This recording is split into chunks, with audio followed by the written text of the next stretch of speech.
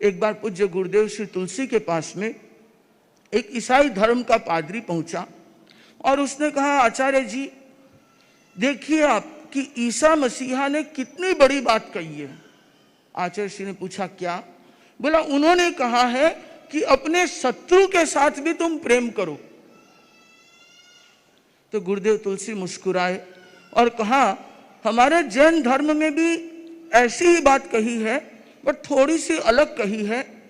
वो ये कही है कि किसी को शत्रु मानो ही मत, पहले तो शत्रु मानो और फिर उससे प्रेम करो। हमें तो ये सिखाया गया कि किसी को शत्रु मानो ही मत, मिट्टी में सब भूवेशु वेरम मज्जन के नहीं। तो जहाँ पे बच्चे बच्चे में ये संस्कार हो तो मुझे लगता है कि फिर फ्रेंडशिप का दायरा तो अपने आप बढ़ जाता है।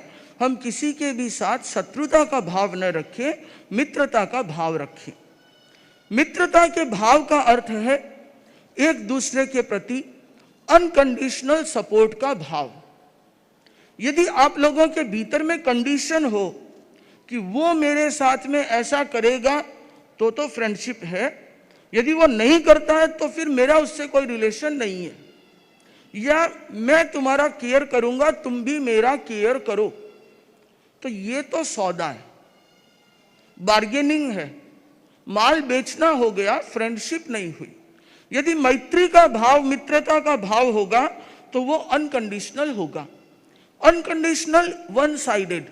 आप मित्रता का भाव मन में रखो, सबके प्रति मित्रता लुटाओ, मित्रता के भाव रखो, ओपननेस रखो, तो ये पूरी दुनिया रेसिप्रोकेशन पे चलती है और आपको भी वैसे ही एमिटी के भाव मिलेंगे।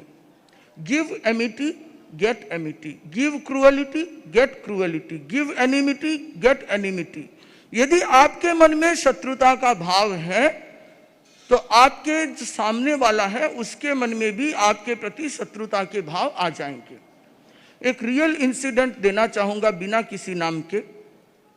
एक व्यक्ति का दूसरे व्यक्ति के साथ मनमुटाव था, झगड़ा था और स्थिति लगभग आपस में नहीं बोलचाल के स्टेज तक पहुंच गई। और ये जो मैं एक व्यक्ति बोल रहा हूं, आप लोग किसी भी व्यक्ति को सोच सकते हैं क्योंकि ऐसे हजारों लाखों व्यक्ति हैं, बट मैं रियल इंसिडेंट बता रहा हूं। तो उस पहले व्यक्ति के मन में आया कि क्या ये सही है कि मैं उसके साथ में शत्रुता का व्यवहार रखूं, पर चेंज कैसे करें? चेंज करना वन साइडेड तो कैसे चेंज होगा? थोड़ा सामने वाला आए तो थोड़ा मैं आऊंगा, एक कदम तुम रखो तो दो कदम मैं रखूंगा, ये तो हमारे पड़ोसी देश भी बोलते हैं। वन साइडेड कोई नहीं चलता। शुरू क्या किया उन्होंने? एक प्रयोग शुरू किया, डेली अनुप्रेक्षा का प्रयोग, मैत्री की अनुप्रेक्षा। और उसमें ये ऑटो सजेशन खुद को देने लगा कि मेरी उसके साथ में मैत्री के संबंध हैं और हम दोनों आपस में मित्र हैं, बिना कुछ बोले।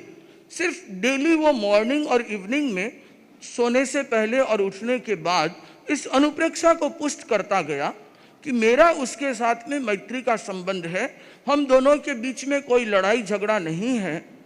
और कुछ दिनों के बाद ही ये देखने को मिला कि दोनों का नजरिया चेंज हो गया और दोनों आपस में फ्रेंड बन गए। तो ये ताकत हमारे अनुप्रेक्षा के भीतर, संस्कारों के भीतर है।